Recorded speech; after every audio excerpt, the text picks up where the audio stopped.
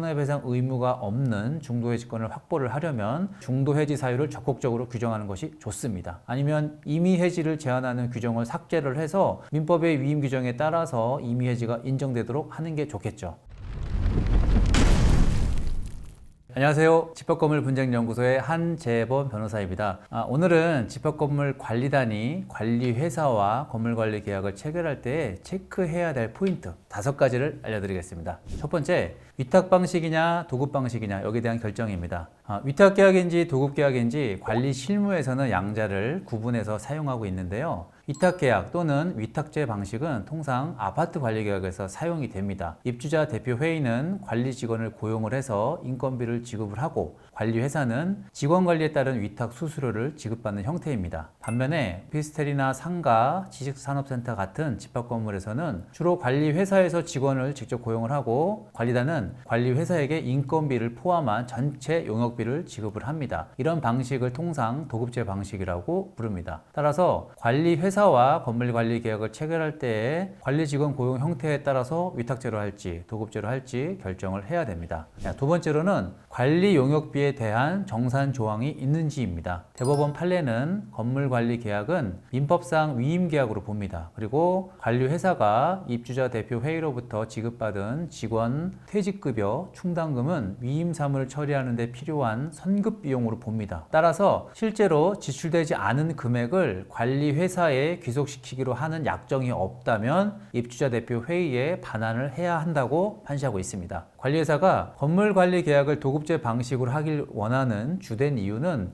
인건비 같은 데에서 잉여금이 발생하더라도 관리단에 정산할 의무를 면하려는 경우가 많습니다. 그래서 관리회사 입장에서는 관리 용역 도급비는 매월 얼마의 정액으로 하고 상호 추가 청구나 정산을 요청할 수 없다 이렇게 규정을 하고 정산 의무를 면하기를 원하죠. 반대로 관리단 입장에서는 관리 용역 도급비는 매월 얼마 한도 내에서 세부 명세서에 따라서 지급하고 계약 종료 시 또는 매월 상호 정산하기로 한다 이렇게 규정하길 원하죠. 따라서 관리단에서는 건물관리 계약을 체결을 할 때에 관리 용역비에 대한 정산 의무 조항을 넣어서 계약 종료 시 이로 인한 분쟁을 예방할 필요가 있습니다. 세 번째로 체크할 부분은 건물관리 계약서에서 전체 관리 인원수 및 관리 분야별 관리 인원수의 기재 또 각 인원별 산출 내역을 확인할 필요가 있습니다.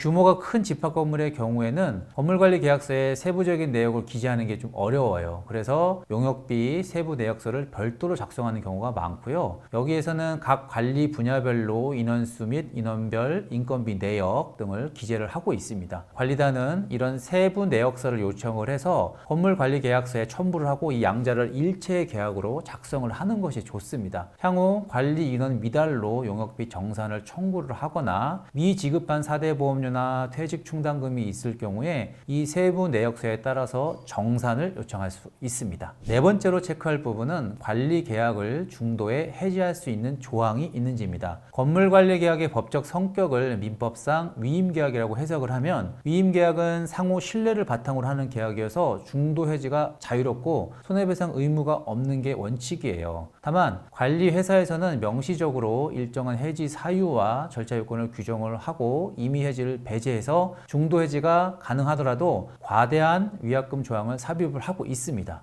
판례 역시 건물관리 계약서에 이와 같은 중도 임의해지를 제한하는 명시적 규정이 있으면 관리단의 중도 해지권을 부정을 하고 있어요. 따라서 집합건물 관리단에서는 손해배상 의무가 없는 중도 해지권을 확보를 하려면 신뢰관계 파괴로 관리 업무를 위탁함이 현저히 부적당하다고 판단되는 경우나 관리단 집행 결의로 관리업체 변경 결의를 한 경우 이런 경우에 중도 해지 사유를 적극적으로 규정하는 것이 좋습니다. 아니면 임의해지를 제한하는 규정을 삭제를 해서 민법의 위임 규정에 따라서 임의해지가 인정되도록 하는 게 좋겠죠. 다섯 번째로 체크할 부분은 관리 계약서에 관리 사무 보고 의무와 계약 종료 시에 인수인계 의무 조항이 있는지입니다. 관리단에서 관리회사의 관리 업무를 적절하게 통제하고 감독하기 위해서는 정기적으로 또는 필요시에 후에 사무보고를 받는 것이 좋죠. 또 관리 자료에 대한 소유권은 관리단에 귀속이 되고 필요한 경우에는 언제든지 관리 자료에 접근할 수 있어야 됩니다. 그래서 예를 들면 보시는 표처럼 근무 보고서 작성 및 보고 의무 조항을 두는 겁니다.